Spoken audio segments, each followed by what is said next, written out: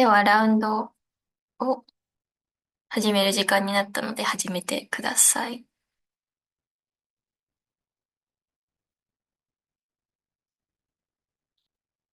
Okay, so I call the Prime Minister here. Okay, am I audible? Yes. Okay, thank you. Believe it or not, this is my first PM speech in like 7 years. Oh my goodness. Anyways, my speech starts in three, two, one. The opening comment stance is simple. We believe that gig economy is a plague that spreads around the industry and also in the labor market that one harms the workers and two harms the consumers. And that's why we oppose the rise of wage. I have two arguments. One, why gig economy is harmful for the workers in the industry and in extension labor market as a whole. And secondly, why the consumer experience severely deteriorates because of the gig economy. So let's begin. One, why gig economy is harmful for the workers in the industry and the labor market as a whole. And to begin with, let's start with the characterization of gig economy and what gig economy is. I think gig economy is characterized by two fundamental things. The first of it is that it has a very liquid, fluid employment structure that which means that like the employers or like the workers who engage in the gig economy can choose to opt in and opt out of that specific role whenever that. So which means that for example, there being an platform on the app that enables them to do that, and often that platform also connects the worker with the customer, and that's how the most of the gig economy works. But secondly, the kind of salaries for the workers are determined through what kind of jobs they do, which means like it means like how many jobs they were offered, for example, or how many Uber drives that they did and stuff like that. Right? This makes it like the labor and working condition for the gig economy worker extremely harmful in four ways. First, is that because the employment structure is extremely liquid, the logical consequence of which is that there will be no very bare minimum labor protection for these kind of workers. Two systematic reasons for this. One is that there's no incentive for the company to do so because they know that the workers are going to be liquid anyways. They're not going to care about the reputation by the workers because they were going to leave anyways. And so they are not going to go extra mile to for the cost. But secondly, there's no way to systematize this kind of like worker benefits and stuff like that because you don't collect all the information about the workers when they apply for your job because that defeats the whole purpose of the gig economy and liquidity of the labor market. That's why the worker like protection such as basic safety measures or things such as the working hours regulation of stuff like that is extremely minimal, and we think that is poor. Secondly, um, also relatedly, there is no way for the workers to unionize and unite to say that our working condition is bullshit and we are not getting enough salary and stuff like that because the workers are always fluid and there's no systematic labor union in place. And that's also the reason why workers are being extracted. Thirdly, the salaries are not stable. This is because it's fluctuate according to the how do I say the supply and demand of the services, which means that like the more gig economy rises, the less that every how do I say um worker gains. This is because, let's look at Uber. There's so like the amount of Uber rides that people want doesn't really change over time. But with the rise of the gig economy, this means like there is going to be more Uber drivers, which means that every driver gets less paid because of this. Fourthly, there's lacuna in the labor law that says like this kind of gig economy worker is not an employee because they don't have a very stable employment contract and whatnot. They are entrepreneur, for example, right? This means like they're not protected by labor laws. Also means like they may have to overwork, they have to work in less safe environment and stuff like that.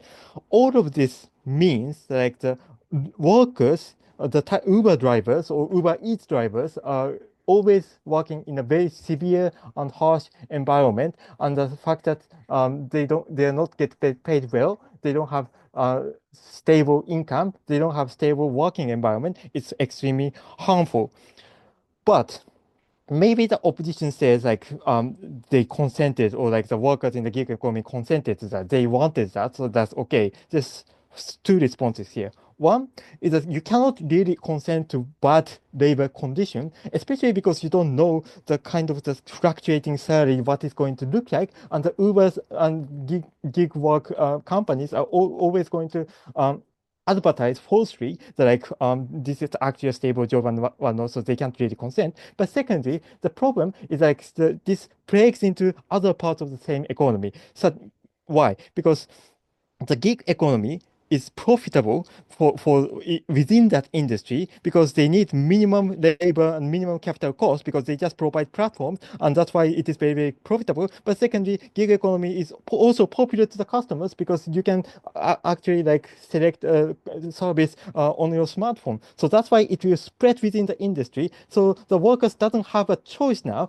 to opt out of the gig economy in this specific industry, such as taxi or like the Uber Eats. Yes, POI from closing. So, so why is this all better in the app? Like, Yes, you have this an is auto. okay. Thank you. Firstly, this comparative here that this also creates outside of the industry and within the labor market as a whole. I've provided you the reason that like this creates a race to the bottom in labor markets where some minimum level of worker protection and salaries, even if you are not a gig economy employer, it's better compared to gig economy. So you only have the incentive to give the minimum level of worker protection. That's the reason why we think that like the this is different, right? But without the gig economy, there's natural incentive still for like the companies to compete on this ground of like worker protection and whatnot. Secondly, even if we look at the consumer services, the quality of services are going to deteriorate. But partner is going to extend on that. But to flag the signpost, there will be no minimum job training. The supply of services also fluctuate, and that's the reason why consumers also do not benefit from this. Proud to propose.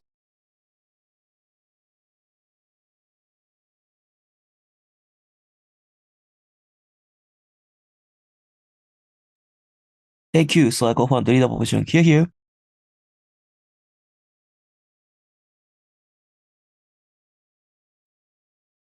Am I audible? Yes. All right, thank you. I'll take POIs verbally. If you type it in the chat, there's a high likelihood that I won't be able to see it. So please unmute and POI. Thank you. Okay. I'll be starting my speech in 3, 2, 1. Two arguments that I want to talk about in today's debate. First, why it is better for workers in the labor market. Second, why it is better for the general economy and the corporate. First thing though, right? Why it is better for the worker and the job market. I want to explain 4 mechanisms on why lower opt-ins allow the workers to work under this market. A, the base requirement is very low, right? Having your own car or bike and having your own like car insurance already allows you to work within the comfort of your own vehicle when it comes to things like Uber or when it comes to things like Uber Eats, right? When it comes to the insurance and working conditions as the government talks about, it's very much about personal choice. Whether you choose to work overtime, whether how much you choose to work, and whether like you choose to be employed within like a temporary contract or within like a long-term contract. But I also think that corporations, when it comes to the general long-term contract, they have the incentive to lower pays to compensate for these benefits. Therefore, whatever the government says, like at the end of the day, the corporations they have the incentive to lower pays, and this brings like every worker benefit and the worker pays into like a a net zero situations. But B, when you come to less time regulations for work hours, like for example, like being able to work at night or being able to choose whether you want to work 2 days a week or 3 days a week, or how much you want to get paid based on how much you work, this allows for more options and people's incentive to want to work harder, right? But see, like double works, people who want to work more certain time period when they're also working under another contract. Like for example, if you're employed under a temporary contract, but you're also employed over like a long-term contract, they are able to like be able to work double the time when it comes to like their own choices, right? But people who have their own pursuits, such as like this is the reason why you see so many like Uber Eats people wanting to become a band member, right? Having your own time but also needing their own money, like ultimately allows for people to opt in more into these kind of like temporary contracts. But when it comes to people who have no time in general, for such as like students or mothers who have another like thing that they need to pursue, ultimately have more opportunity and like freedom to opt into these kind of temporary contracts. But finally, less skill concerns. When it comes to the less procedural that they have to go through, such as interviews and headhunting when it comes to long-term contract, but when it comes to also corporations are comparatively more hesitant when for like long-term members because you ultimately want to be able to like employ them under a long-term contract and want to give them the benefits like such as welfare and having to go through like all of the like trust process with this employee. It allows for these kind of gig economy and temporary markets and contracts to be able to hire more people and for people to have more incentives to hire when it comes to the gig economy in general, right? So what does this allow? Two things. First, you get the expansion of labor market because more people are willing to opt in. More people are able to opt in because of their less time constraint. I think the comparative is not about like whether people have like the ability to have better welfare or the ability for people to have like no welfare at all. I think the comparative is this, right? You whether get a student that is able to work under this condition or a student who is not going to work at all, right? So I think that when it comes to the comparative that government is trying to get you don't buy that because ultimately it's not the accurate comparative. We're saying that it's either people work or not, and we say the rise of a gig economy therefore provides a bigger and better expansion of the labor market. I also think that there's like less requirement to hire for under the labor market, right? You have more likelihood of getting hired in our comparative because under the gig only uniquely under the gig economy, this is how you have like more hiring power. You don't necessarily go through the procedural things such as interviews and headhunting. I think that ultimately what side opposition is going to provide to you is what side government is going to provide to you is like less likelihood for corporations to hire less people who are willing or have time to go into corporations or just like less people working in general, right? Second argument then, why it is better for general economy and the corporate. Before that, sure, I'll take a POI. Do you support the abolishment of the labor protection law that we have in the South Code? Yeah, I don't see why exactly government is just saying like labor expansion, like labor laws, right? I already gave you the comparison that whatever you're saying here is like it's either people who are like employed under like a temporary contract or not. Like whatever that government's like comparative that they're trying to provide to you is like people are going to have this welfare benefit or not. But on side opposition, it's more talking about like whether people are going to go into the labor force or not in the first place.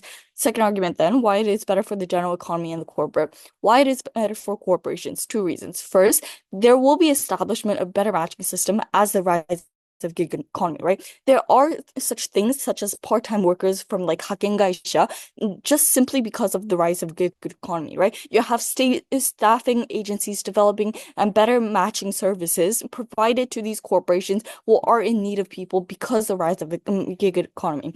But you also have like better job opportunities established, right? People who are not used to white-collar lifestyle are now more inclined to go and work for corporations because they know that this like employment will be something that is temporary and they also like always have the freedom to opt out.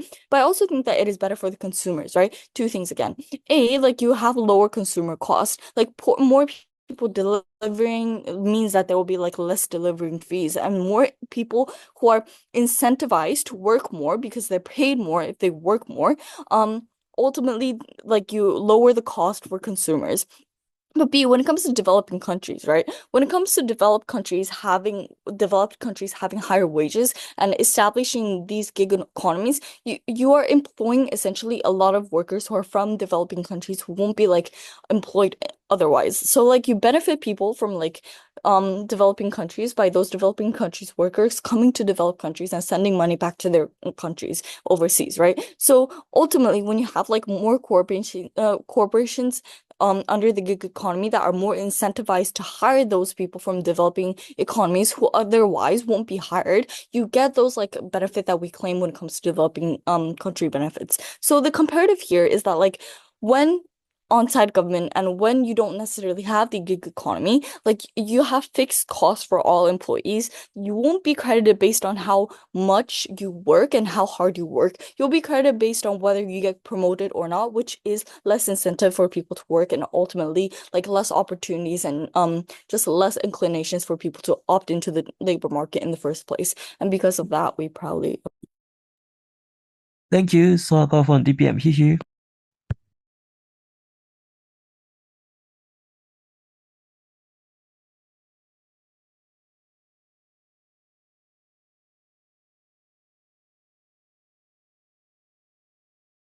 Thank you very much, DLO. Hear you.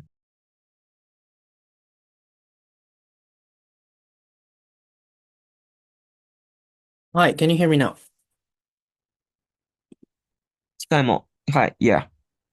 Okay. I prefer hear him pronounce. If you have POI, please vocalize and let me know.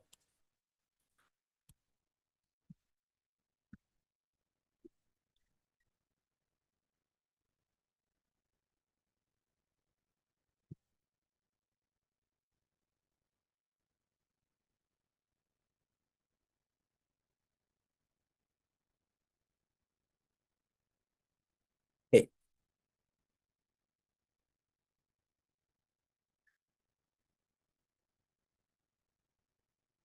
Three issues: regulation, salary, job opportunity, and finally about macroeconomics. Firstly, let's talk about regulation. First thing, technology. We think that technology is going to ensure safety in gig economies.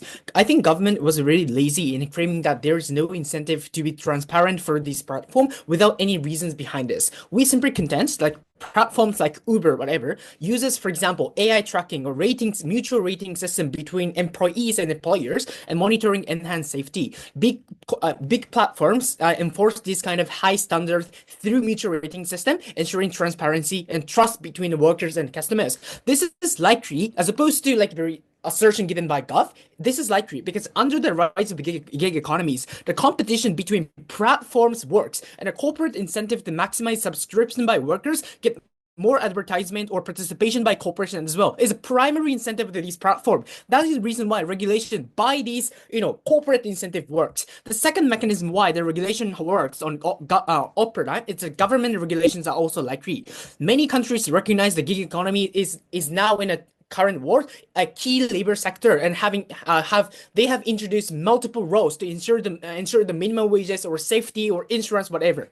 The government continue to adopt these regulations, balance and flexibility and security. Why this likely? Here's a structural reason behind this. Two actors are willing to take this incentive. Number one is a mass demographic, that is lower middle income, who have massive number of votes. When you think about demographic, who is oftentimes the core user base of this platform, they significantly pressurize state to do that through voting or robbing, whatever. The second actor is CEO of companies, which means that those who corporation who subscribe to these platforms, since they do not want to lose their credibility of their services on working condition, particularly when that modern society or ESG investors really care about the reputation or the background of products, for example, which significantly affect the stock prices, for example. They are willing to ensure safety, invest resource upon these regulation. Thus, these mutual incentive to regulate, ensure safety, and these incentive push state to regulate gig economies. Therefore, the gig economy is not a unregulated labor market as opposed to opening government case.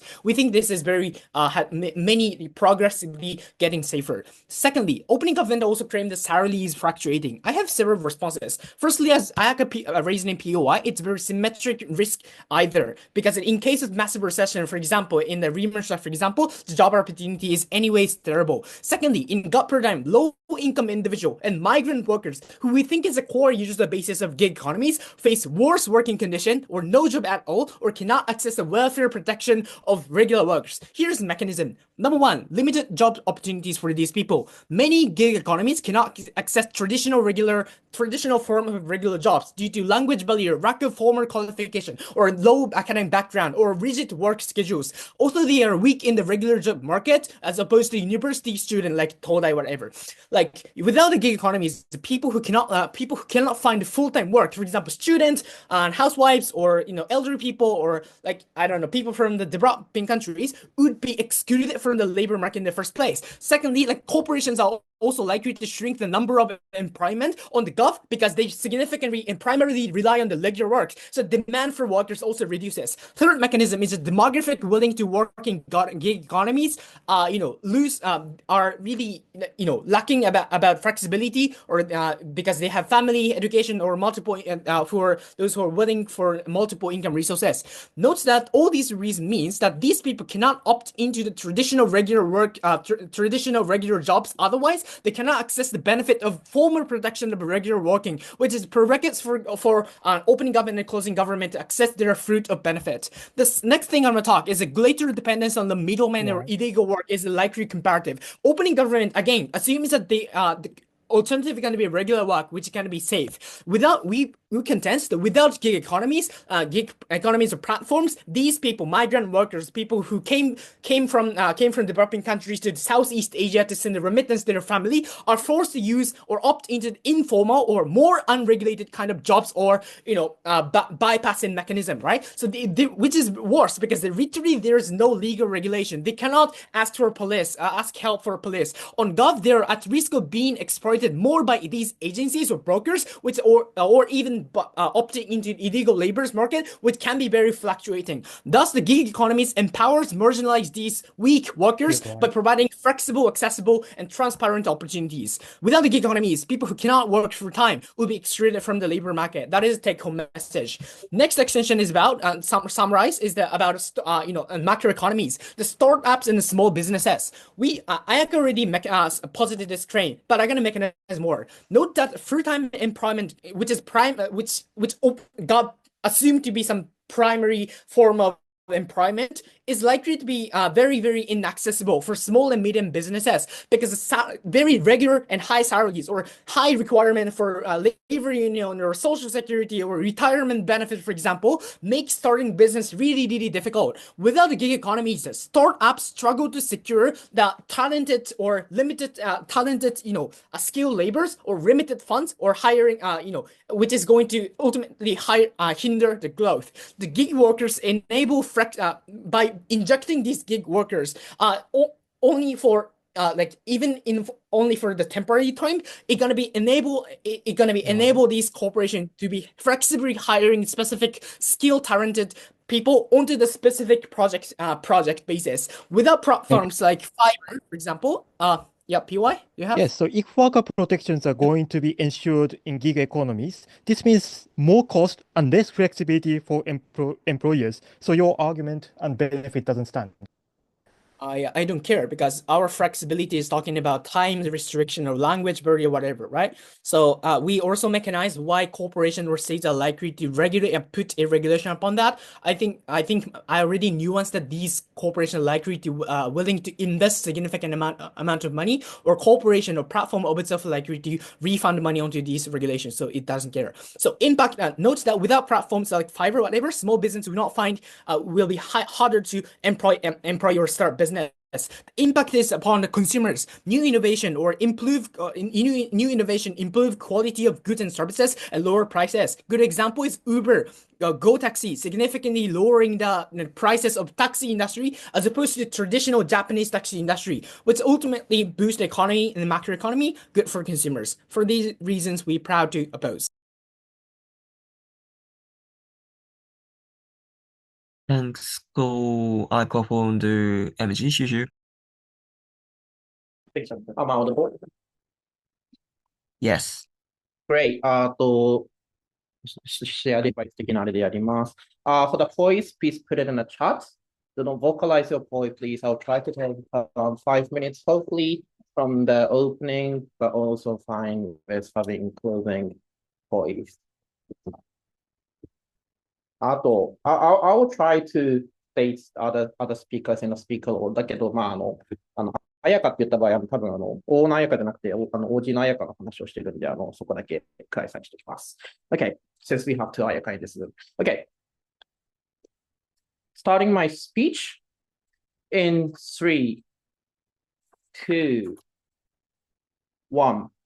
4 things from a member. Firstly, dealing with opening opposition. But secondly, explaining why the benefit of labor is the top priority in this debate. But thirdly, explaining why in their side of the house, people labor doesn't have the choice to go to the traditional company in the first place, and therefore why their choice is going to be limited in that side of the house. But lastly, about the contractual, one by one. Firstly, about the opening opposition, I'm going to engage with 2 issues. Firstly, they told us that in the opposition side of the house, people are uniquely going to be hired, and therefore this is going to benefit the people, for example, like students or whatever, right?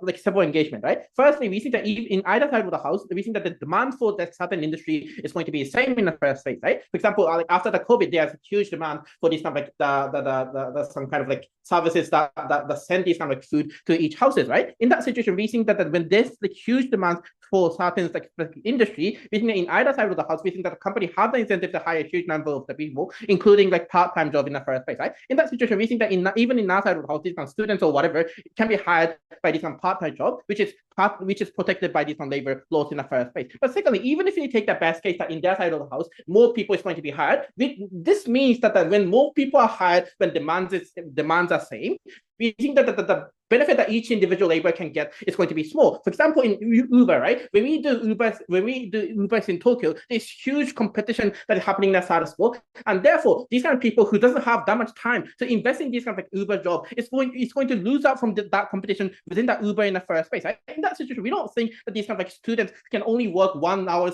a week will be able to like win this kind of competition within the Ubers, and therefore we think that even if you take the best case that the more people is going to be hired in their side of the house, we think that the benefit that each individual can get is going to be low. But second thing that they told us is that even in the opposition side of the house, this kind of like labor protection is going to be like ensured, right? If that's true, just as the opening comment pointed out, we think that the company have more incentive to, for example, limit the numbers of the people that is going to have contract or whatever in the first place, and therefore their argument dies out, and therefore they cannot enjoy the both. But secondly, explaining why the benefit,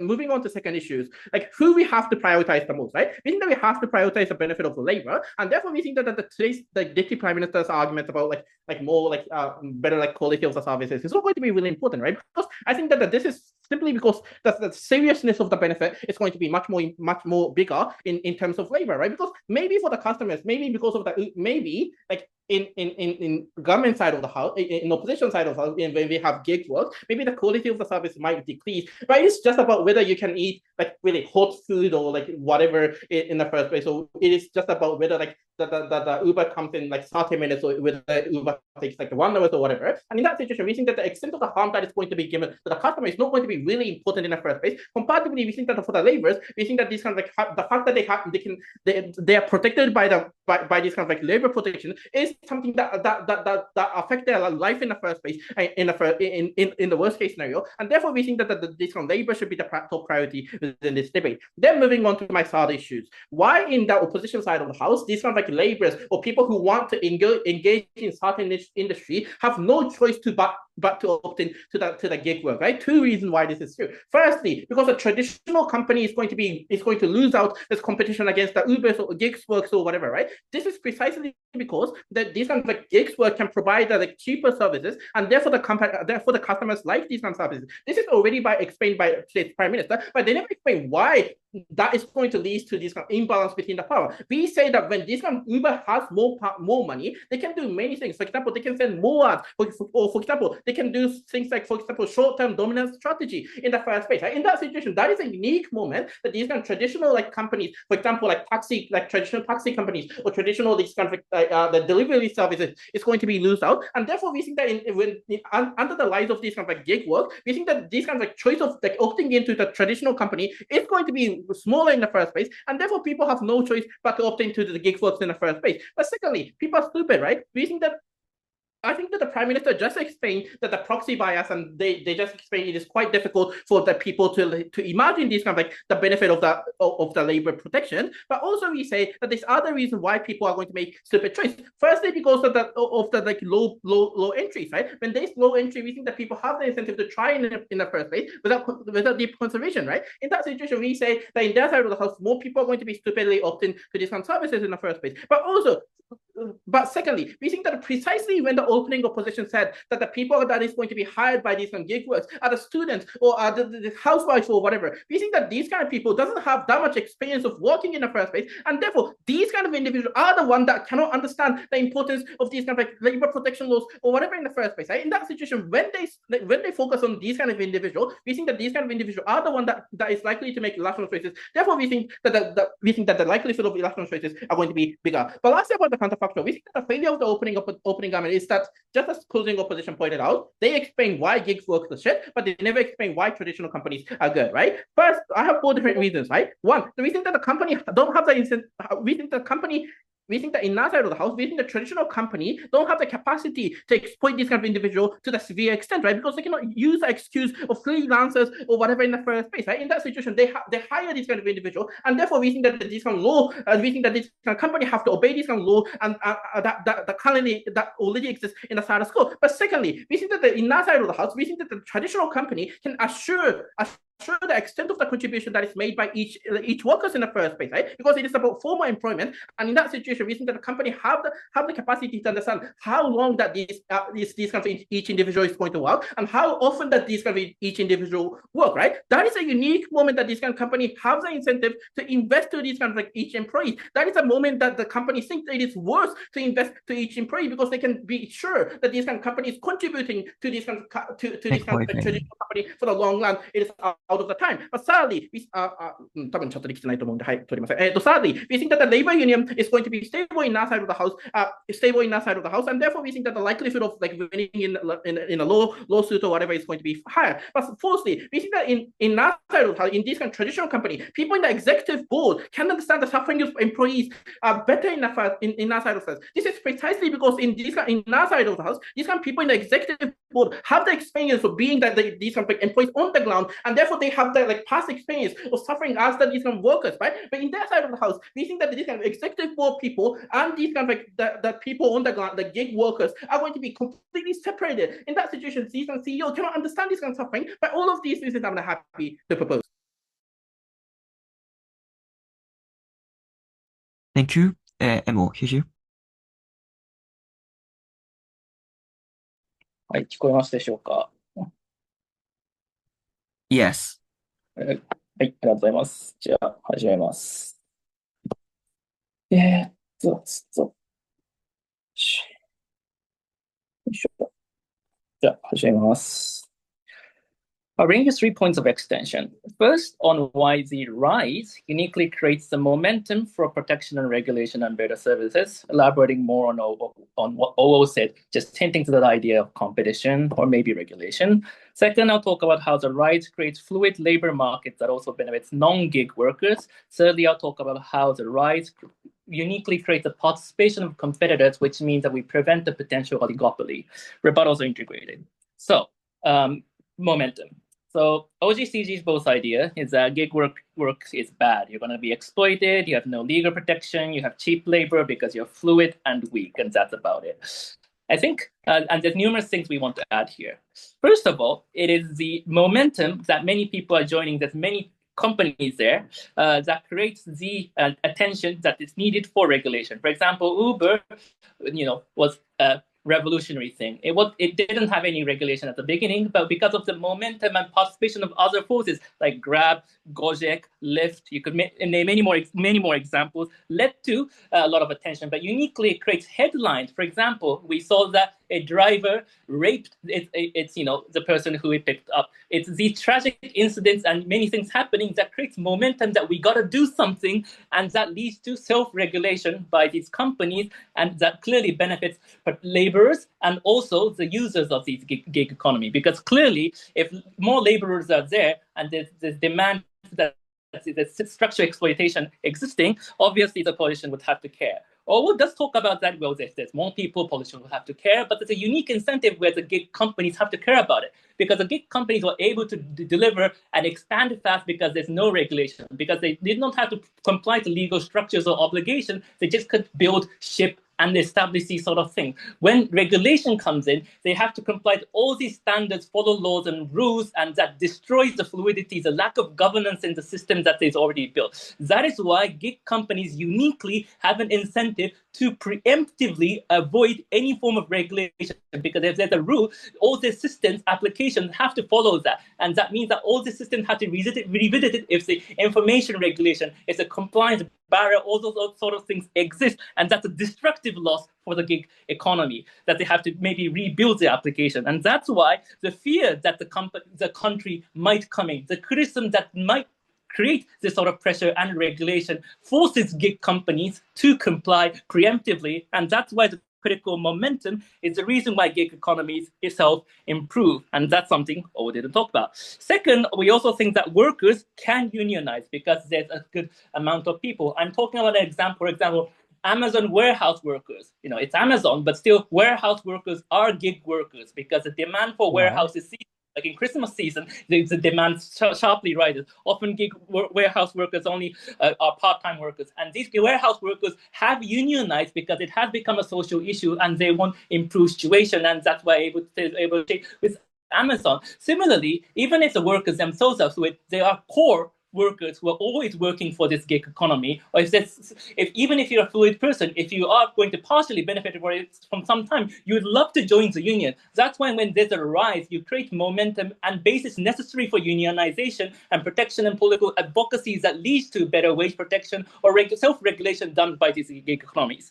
Thirdly, we also think that, as Owo said, there is going to be competition happening. And that's uniquely possible in the rise, because when there is a rise, there's more venture capitals willing to invest into potential competitors of Uber, and because Uber has already established the business model, competitors can easily copy that and get the funding of these VCs and establish their new application and become a potential competitor. But furthermore, we think that these funds mean that they are able to provide these services cheap or attract more gig workers and are able to eat into the market. That is a unique opportunity where consumers simply benefit from that advertisement strategy, but also gig workers can jump to the alternative service and get more benefit and immediately create the competition. That is uniquely happening because of the rise and something that they do not get. And why reasonably thinking Uber has improved a lot with regards to less harassment and more payment. And we think that they cannot deny that.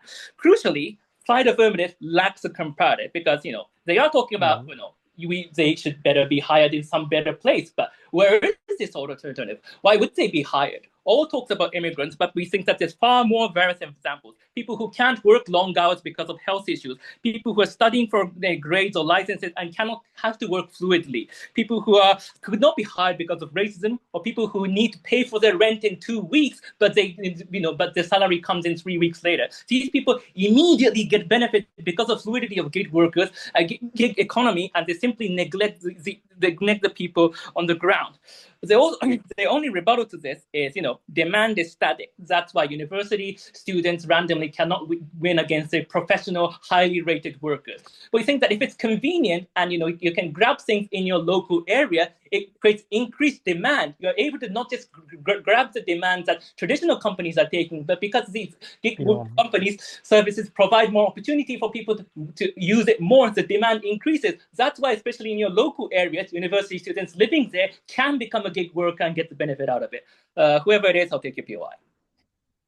Yes, so companies might care about consumers and make self-regulation or whatnot somewhat, but there are many various structural reasons why, because they are gig economies, they can't do the same as other works, such as damage compensation that we argued. You don't engage with that.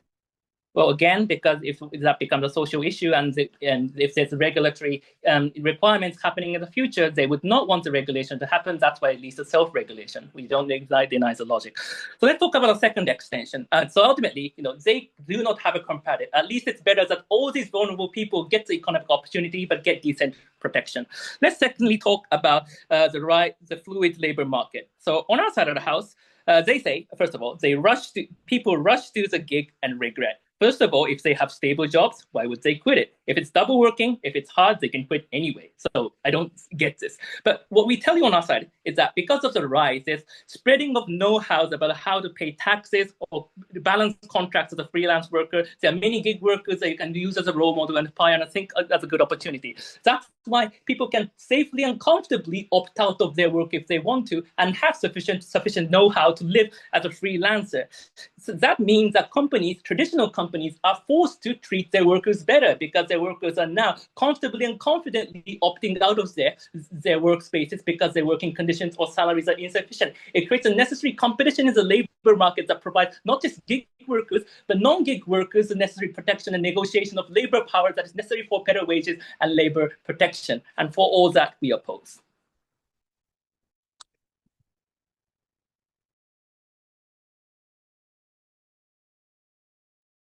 Thank you. So I call from the web. Xiu.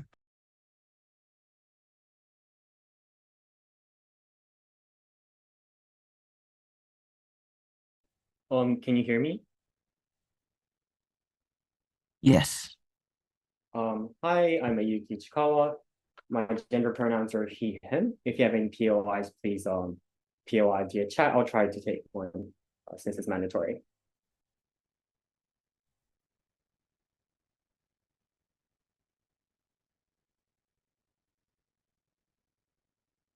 Starting my speech in 3, 2. I think CG gave a very explicit and a clear explanation. What we tell you is filling up OG's argument's premise where they don't consider, where it is, hey, monopolization not only happens within the traditional, or like not within the traditional companies versus gig economy companies, but also within the gig companies as well. Note that we are the only side that explains to you why everything will happen while engaging to opening opposition and closing opposition's argument as well. Let me elaborate. First, imagine why would this monopolization between like the gig companies would happen? So why would let's say companies like Uber would annihilate all the competitors and monopolize the whole entire gig economy market? First, I think it is intuitive when you imagine companies like PayPay, right? Well, first, like they say things like, okay, so when it's so they say to companies like, let's say 7-Eleven or the local restaurants, they say, hey, you can use our service for free for let's say 3 months to 6 months. And they make shops use it for a few months. And then while they actually can reassure that a lot of customers in that restaurant are using PayPay, they suddenly start saying, okay, since the 무료 기간 is over, now you have to pay us money. Now, when this occurs, most of the restaurants or the companies or any services would be coerced or compelled to opt in to PayPay because most of their customers are using PayPay and they stopped using other means like cash or like line paying, et cetera, et cetera. Therefore, that's how PayPay gained a lot of money. But second, in terms of simply commercials, just like Yohei-san already said, right? Note that these companies use loads of commercials so that people would recognize their company and would make them use the services. The implication here is it is only the multinational companies or unicorns or financially giga big companies that has dozens of money to do this. And they use this financial capacity to annihilate all these competitors. At this moment, I think opening opposition's whole entire premise about, competition exists, therefore the fair legal rectification would occur simply dies out. Note that this happens not just in, let's say, PayPay, but also in other taxi industry as well. Note that, for example, in Bay Area, Uber and Lyft literally monopolizes the whole entire car industry. Note that just like opening opposition literally stated from their DLO, they give loads of discounts or extra services when they start igniting the service like in Uber, and they say, we have the loads of discounts, so you should use our services. And once they annihilate all these competitors, now they say, okay, now we're going to stop these discounts. That is why taxis in New York or other gig economy companies in Bay Area just died out, because companies like Uber or Lyft had a gigantic amount of resources in order to do this, just like opening opposition stated. But second, note that again, commercials, right? When you want to have loads of commercials through social media, television, etc. You just need simply a loads of money. Therefore, for all these reasons, it is very likely that these big companies would just take away and monopolize the market. I think it is very unlikely for new companies or new competitors to opt into the market simply insofar as they just just have to give out new discounts and not let other competitors opt into the market. The implication here is oligopoly or monopoly by gigantic companies would exist on their side of the house, And for all these reasons, or for all the reasons that Yohei-san said, for example, like the legal issues that they, like the Yohei-san already explained, workers will be forced to work under severe working conditions, which we also feel the premise of opening government as well. Why is this so important? OG cannot claim all their benefits when they didn't prove why their premise, especially when O argues that competition exists within the gig economy. Hence, due to monopolization of the workers, workers would be forced to work under severe conditions and would lack enough support. What does O respond to this? They say first, like workers will have flexibility to work. Note that when they state that the core incentive of these workers are purely financial incentives, like students need, like, longing for money. Like, why would like things like language barriers hinder you from working at other places? Like, you see loads of workers working at Konbini, for instance. They needed to explain why the other like means it's simply impossible. But two, note in terms of flexibility, like Baito has flexibility as well. Like, if you want to work at like, I don't know, like 7-Eleven, you would get like obviously like other flexibility as well. And even if that were not to be the case, as Yohei-san already stated, will you be able to win against other drivers, right? Because like Uber are like simply dictating the whole entire gig economy market. You have to work significantly more in order to get the jobs, especially in order to like gain the sort of benefits that opening up position tried to state. But see, note that like they say, you don't need skills, therefore it's much easier to work. For that reason, I think there's going to be more severe conditions. Plus, I don't think skills are required to do like similar kind of jobs, right? Do you need like significant amount of skill assets to work in like, I don't know, like 7-Eleven, for instance? They needed to explain why it is exclusive to gig economy companies. Hence, the benefits that workers at O claims is first of all marginal, but two, not mutually exclusive to other like arubaito, for instance. Therefore, they don't have a proper impact in order to say that like the benefits are going to be locked. Going to trickle down to their side of the house. This means that their argument and insofar as their argument predicates on pure financial incentives, we don't think that it is important. All in all, CG proves that the premise of, before I move on, any POIs from OG, then from CO.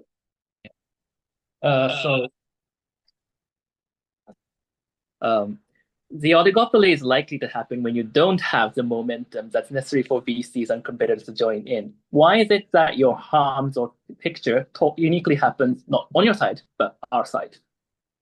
I'll deal with this now. Note that first of all, like just as a simple conclusion, CG proves the premise of OG, clarifies why the concerns raised by O is not going to be occurring, but two, we tell you the counterfactor, right? Like, note that this is significantly important because you can see why OG should regret. Now from CG, now CO claims that like our rise is like good, right? Okay, I think that first of all, I don't think where did my memo go? Okay, first they say like due to the rise, you get more attention. But first of all, you need to compare with like what our comparative is with traditional companies, not within like the gig economy, right? I think that is a very ungenuine comparative that CEO is just simply strawmanning to us. We tell you that our comparative is traditional companies versus gig economies, not gig economies, like, getting better because of the rise. So this is simply out of the debate in their get-go. But second, they say about unionization. I think first of all, these workers are simply too busy and do not have enough financial capacity to make like unionize in the first place. But second of all, note that when these companies are gigantic, they just simply can silence these workers from the get-go. For all these reasons, we're extremely happy to propose. Thank you.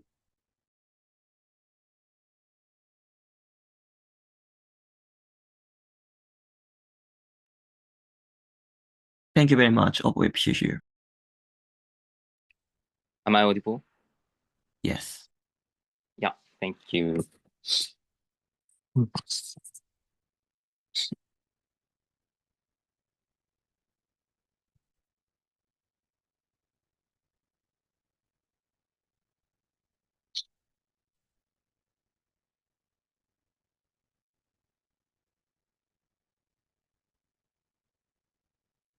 Alright, starting in ごめんなさい、タイマーを。ごめんなさい。Starting in 3, 2, 1, go. Traditional corporations and gig workers without the rise basically stuck. And that's the extension that we have told you why uniquely the rise will make it better compared to any other alternatives proudly opposed. So two clashes. Firstly, two clashes. Firstly, I'm going to talk about gap bench. Second, I'm going to talk about opposition bench, why we know about opening opposition. But before that, simply, I think I just want to kick out opening up OG and O's clash about consumer. As CG noted, I don't think this is as important issue as workers because gig workers are probably more vulnerable compared to consumers who have alternative choices to go to. All right, with that being said, firstly, government bench. All right, firstly, I want to entirely deal with opening government and closing government's claim to prove that why their case is largely unlikely to be true. Firstly, starting from OG, I think their point was to say workers are weak and the corporations can get away with responsibility or something like that. I have two responses to that. Firstly, it is still costly to re-employ another gig workers in either side of house. I mean, it's not going to be free of charge at all. There is going to be some sort of cost. For example, you have to remake the contract. You have to educate the employee. You have to set up computers again and again, meaning that the probably gig workers will have some sort of negotiability. And this is going to be boosted on our side of house because there will be more number of gig workers. They can have more like unions. They can have more information as to how to negotiate with the company. Insofar as probably on internet, they can get this information because of the rise. All right. But second response here is this is also about closing government, is that their claim was that people are really, really stupid. Just because their friends go into gig workers, they will become gig workers, whatnot. Two responses. Firstly, people are not that stupid. People care about own life, right? And they know that the gig workers can be weak in the job market. This is especially true because when you consider the traditional view that the gig workers are irregular workers, you probably must have known the idea that this might be dangerous. So you pay attention to the job description, such as minashi zangyo, how long you have to work or things like that. And probably you can realize if there's a risk, even if your friends opt in. But secondly, because of the rise, there will be some sort of discourses, right? Media will probably want to cover that. And because of the competition amongst medias, they will have incentive to picture this in a negative light. That's to say, if some media corporations say, hey, gig working is really, really good, other medias will have incentive to say, no, it's not too good. There will be some disadvantages. You need to be cautious of that or things like that. Probably people can get exposed to this sort of information. People are not that stupid. This denies the entirety of their case. But secondly, I just want to symmetricize their case starting from OG. So OG's premise are two things. One is that they said, long working hours are going to be popular to customers, so people are going to just work longer with a lower payment or whatnot. If that is so popular, even if you are regularly employed in a normal company, you have to work longer. You have to work in a lower payment or whatnot. The second thing is that you probably cannot get employed by better working company on their side of house because of the race to the bottom that OG has claimed. Because of that, you're willing to settle down with the low one to settle down. You're willing to settle down in worse working environment in general, meaning that their claim really doesn't make any difference. And also, secondly, CG's claim was that there will be short-term dominance. Oligopoly actually is even worse on their side of house. Gapwave talked about PayPay being dominating the market or whatnot, but probably this is going to be way worse on their side of house. Firstly, just factually speaking, if there are a few people opting into gig economy, PayPay has more capacity to dominate the market. Obviously, they can increase the prices, and that's bad. But secondly, is that the money is going to be concentrated on PayPay, meaning that they can employ more prestigious lawyers. They can exploit the loopholes of laws, even if there is going to be a regulation on their side of house. Because of this, without rise, they have more capacity to get away with the responsibilities. All right, I'll take you later. What's the comparative on our side of house, right? We have Rakuten Pay, AU Pay, and all of other alternatives, right? It's not only PayPay on our side of house, and this avoids the worst harm that I've already established. And also, there'll be more venture capitals having incentive to invest into the new rising companies, right? Because of the rise, they know that this is a good market, so I'm willing to invest into that. There would be more number of competitors, meaning that the worst harm can be avoided effectively on our side of the house. So what's the comparative? Why our impact wins over theirs. So at best, what you can claim is that it was what you have to note from government bench is that it was unclear why it is a tipping point for people to be so crazy that they will get into gig economy and get exploited, or it's unclear why corporations, ordinary corporations, are meaningfully better to those people. Maybe some people will opt into gig economy, some like 10 people or something will be exploited or whatnot, but I didn't really understand why that's meaningfully bad if they're already exploited. Comparative on outside of house is that those people who want to balance out their family responsibility and working hours, or those people who are not hired because of racism or whatnot, those people will get more job and will put food on the table. That's clear. And also, secondly, there will be benefit for non-gig workers as well. There will be competition between part-time workers and also gig workers on our side of house. More competitive, like pure OG. You said there's going to be worker protection and no burden for workers. How is that different from our counterfactual? But secondly, why would gig workers negotiate with the companies when quitting is far easier for them? Well, one, oligopoly. Oligopoly means they can lobby the politicians. And two is that there's not much of discourses. People don't care. All right. Why then we win over opening opposition? There are two broad reasons. First is that their mechanism was not immune to opening government's response, and it was in fact equally asserted. OG claimed that there are no unions for gig workers. They are weak. There's no regulation. All claims regulation happens because people care, which is true, right? There was no comparison as to that point. We mechanized extent why venture capitals are more likely to opt in, why gig economies have to preemptively not exploit workers. We deeply analyzed the incentive of those actors, meaning that if we broke this deadlock, the opening half inevitably had. The second reason why we win is because we gave you more meaningful impact. OO talked about how gig workers will be better off, but it was unclear why they will be meaningfully better off if they are exploited in some instances. We gave you why people who want to balance the responsibility of family and work, why people who are not hired by racism or whatnot will be significantly better off. We gave you impact.